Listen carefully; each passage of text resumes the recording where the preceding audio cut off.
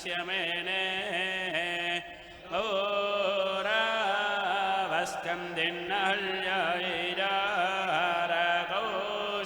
कौशिकब्राह्मण ऊतमब्रुवाण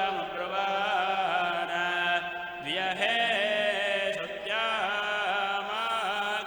मघवन्देवा ब्रह्माण आगच्छ तागच्छत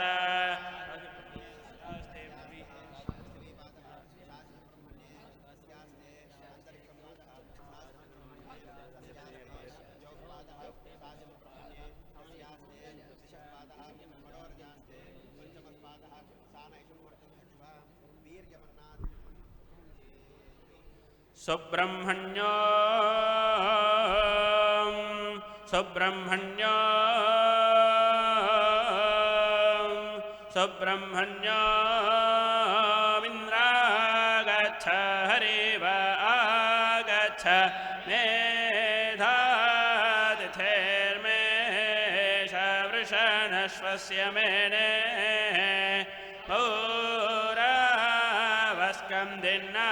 पौरावस्कन्दिन्नहल्यायिजार कौशिकब्राह्मण ऊतमब्रुवाण व्यहे श्रुत्यामागच्छ मघवन्देवा ब्रह्माण आगच्छ तागच्छत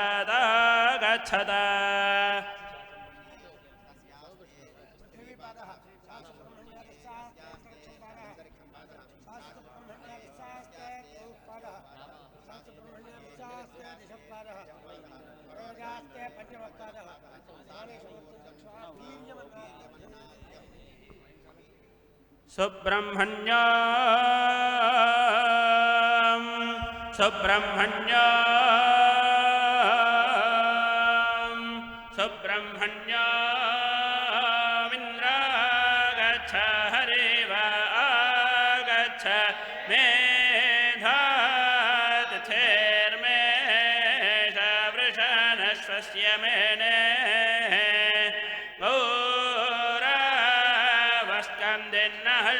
पौरावस्कन्दिन्नहल्यायिजार कौशिकब्राह्मण ऊतमब्रुवाण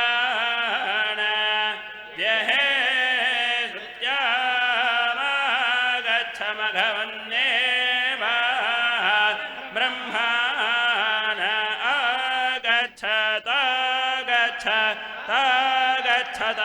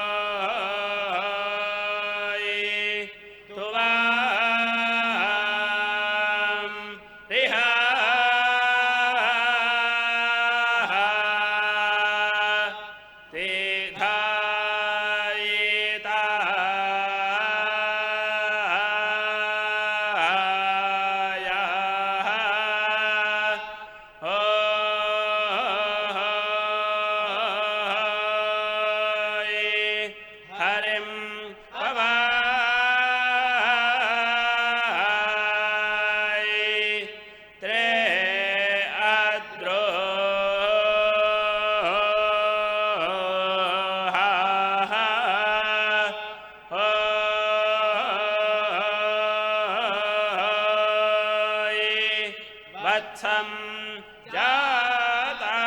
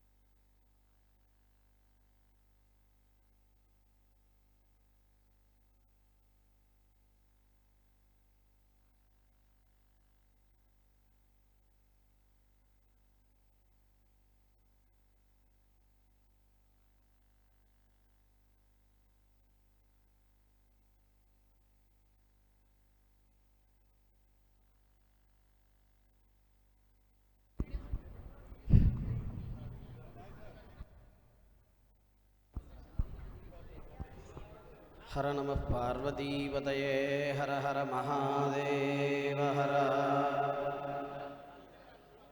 పరమ ఉత్కృష్టమైనటువంటి సోమయాగం మూడవ రోజు ప్రాతకాల ప్రవర్గ్య ఉపసత్తు సుబ్రహ్మణ్య ఆహ్వానం పూర్తయినాయి. ఇప్పుడు మహావేది నిర్మాణం. మహావేది అంటే ఇప్పటి వరకు కూడా జరిగినటువంటి యాగములు ప్రవర్గ్య, ఉపసత్తు, ప్రాయణీయ, ఆతిథ్య, ప్రవర్గ్య, ఉపసత్తు ఇవన్నీ కూడా ప్రాగ్వంశం అనేటువంటి మండపంలో జరుగుతాయి. ఇప్పుడు రేపు అగ్నిశోమియ, 4వ రోజు అగ్నిశోమియ. ఈ అగ్నిశోమియ నుంచి ప్రాగ్వంశం కంటే ముందుదైనటువంటి ఈ మహావేది, ఈ వేదిలో కార్యక్రమాలు జరుగుతాయి.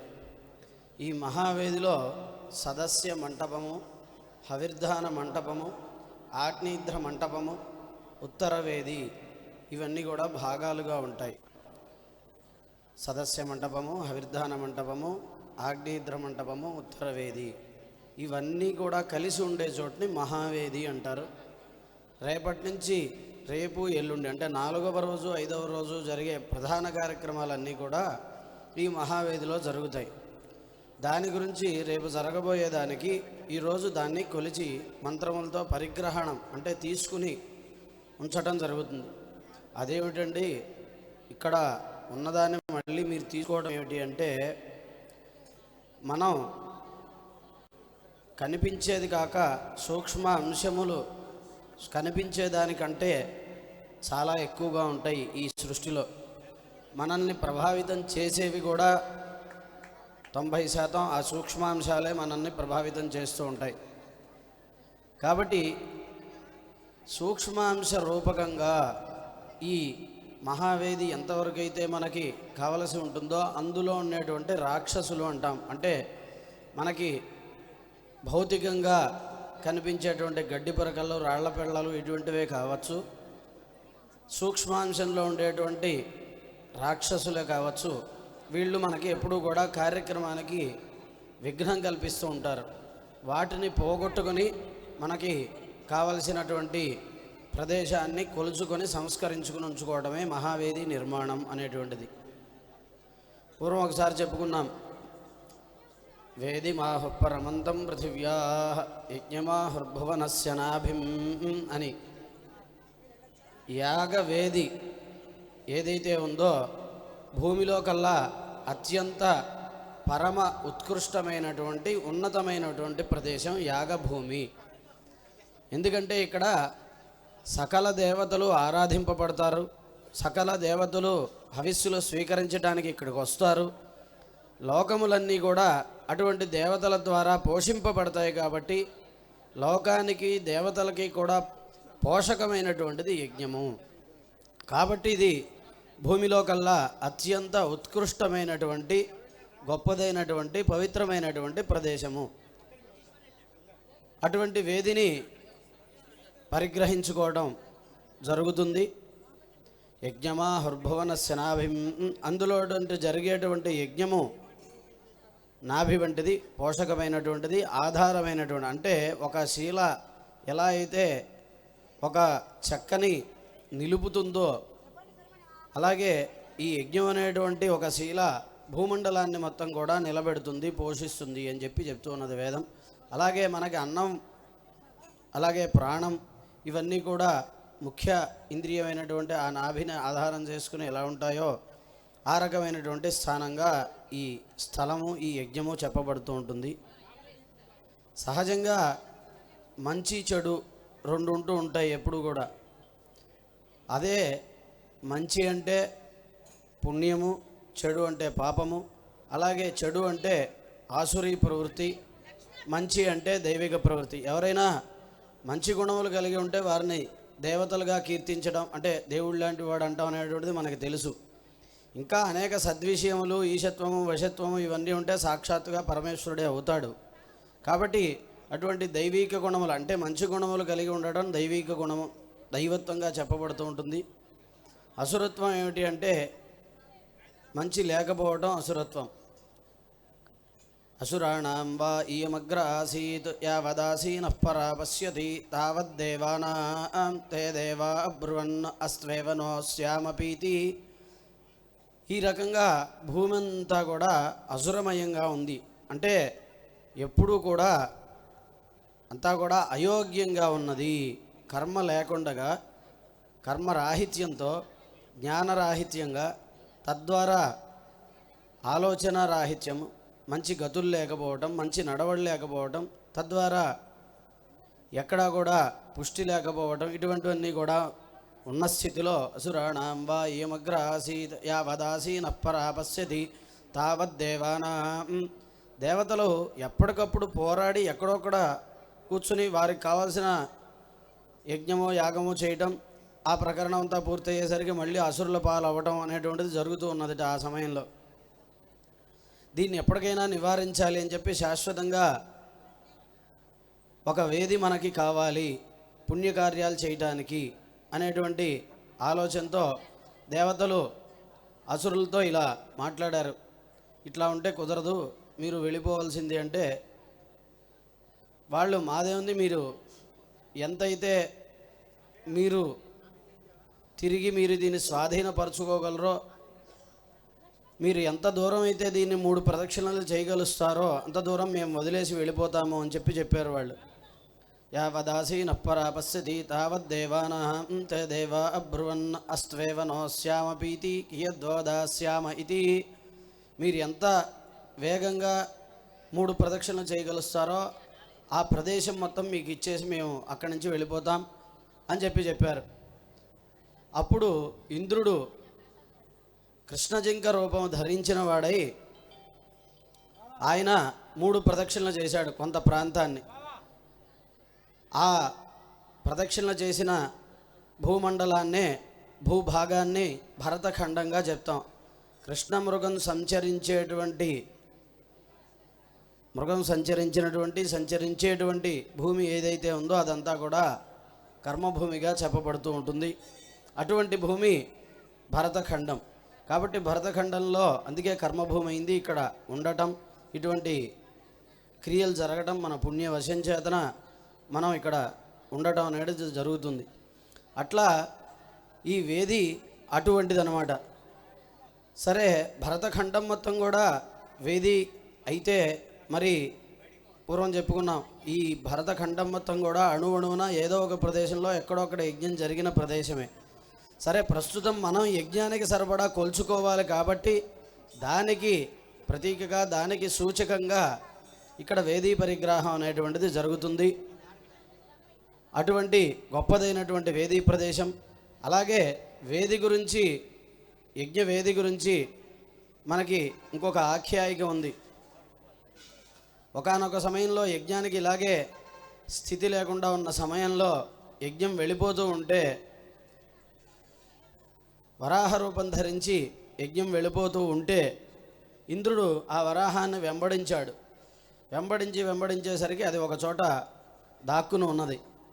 ఎందుకని అంటే అక్కడ దానికి రక్షణగా కనిపించింది. వేదాలని తీసుకుని ఆ వరాహం యజ్ఞం వరాహ రూపం ధరించి వేదాలని కూడా తీసుకుని వెళ్ళిపోతూ ఉంటే మరి సృష్టి అంతా కూడా జరగదు. కాబట్టి ఇంద్రుడు దాన్ని వెంబడిస్తే అప్పుడు అడుగుతుంది ఈ వరాహం, నువ్వెవరు అంటే నేను వేటినైనా కూడా వధించగలిగినటువంటి వాడిని అని చెప్తాడు. అప్పుడు ఇక్కడ అసురుల బాధ ఎక్కువగా ఉంది కాబట్టి నేను ఇలా వెళ్ళిపోతున్నాను, వాళ్ళని వధించు అంటే ఆయన 7 కొండల్లో ఉండేటువంటి, అంటే 7 సప్తగిరీన్ భిత్వా అని వేదం చెప్తూ ఉంటుంది. 7 కొండల్లో ఉండేటువంటి, అంటే అంత లోతులో ఉండేటువంటి రాక్షసుల్ని వధించి ఆ భూమిని కాపాడుతాడు అప్పుడు ఇంద్రుడు. అంటే ఇది యజ్ఞవరాహ ఘట్టానికి ముందు స్థితి అన్నమాట. ఇది మనకి ప్రత్యక్షంగా సప్తగిరీన్ భిత్వా తమహంసో బ్రవీద్ దుర్గాద్వా ఆహర్తావోచథ ఏతమాహరేతి తమేభ్యో యజ్ఞ ఏవ యజ్ఞమాహరతు. అప్పుడు ఇంద్రుడు ఆ సప్తపురమంలో ఉండేటువంటి రాక్షసుల్ని వధించి యజ్ఞవరాహాన్ని ఉద్ధరణ చేశాడు అని చెప్పి ఆఖ్యాయిక. ఇదే మనకి తిరుమల క్షేత్రంలో మనకి స్పష్టంగా కనిపిస్తూ ఉంటుంది. ఇక్కడ 7 దీక్షల్ని 7 కొండలుగా చెప్పారు. 7 దీక్షలు చేయమని లేదా ఒక దీక్ష చేయమని చెప్తుంది శాస్త్రం. ప్రస్తుత కాలమాన దృష్ట్యా ఒక దీక్ష చేస్తూ ఉన్నారు. కానీ అక్కడ చెప్పబడినటువంటి దీక్షా లెక్క ప్రకారం 7 దీక్షలు కూడా 7 కొండలుగా అయినాయి అని చెప్పి అక్కడ ఉండేటువంటి స్వామి సాక్షాత్తు యజ్ఞపురుషుడే అని చెప్పి మనకి అక్కడ ఆఖ్యాయిక తెలుస్తూ ఉన్నది. అందుకే తిరుమల క్షేత్రంలో చెప్పేటువంటి సంకల్పం కూడా ఆదివరాహ క్షేత్రే అని చెప్తారు. అలాగే ముందరగా కూడా అక్కడ ఉండేటువంటి వరాహమూర్తిని దర్శనం చేసుకున్న తర్వాత వెంకటేశ్వర స్వామిని దర్శనం చేసుకోవాలి అని చెప్తారు. అందుకే అటువంటి గొప్పవైనటువంటి క్షేత్రములు కలిగినటువంటి ఈ భూమి ప్రస్తుతము ఈ యజ్ఞం జరిగేటువంటి భూమిని కొలుచుకొని ఈ యజ్ఞ జరగడానికి కొలుచుకొని ఈ వేదిని స్వీకరించడం వలన ఆ క్షేత్రంలో ఉండేటువంటి పవిత్రత శక్తి, అక్కడ ఉండేటువంటి దేవతలందరూ కూడా మంత్రశక్తి ద్వారా వారు సూక్ష్మరూపధారులై ఖచ్చితంగా ఇక్కడికి వచ్చి ఉంటారు. కాబట్టి ఈ గొప్పది అంత వేది అని వేదిమాహుపరమంతం పృథివ్యా యజ్ఞమాహుర్భువనస్య నాభిం అని శాస్త్రం చెప్పింది.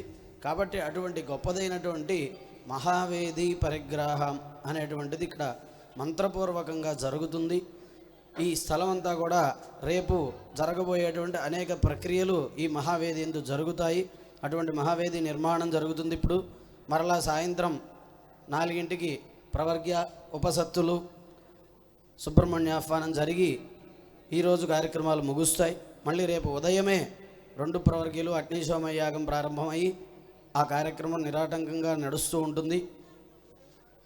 అందరం కూడా ఇక్కడ సన్నిహితంగా ఉండి, అలాగే మాధ్యమాల ద్వారా ఉండేవారు కూడా చక్కగా సన్నిహితంగా ఉండి ఆ ఫలాన్ని అందరం కూడా పొందుదాం. హర నమః పార్వతీపతయే హర హర మహాదేవ హర.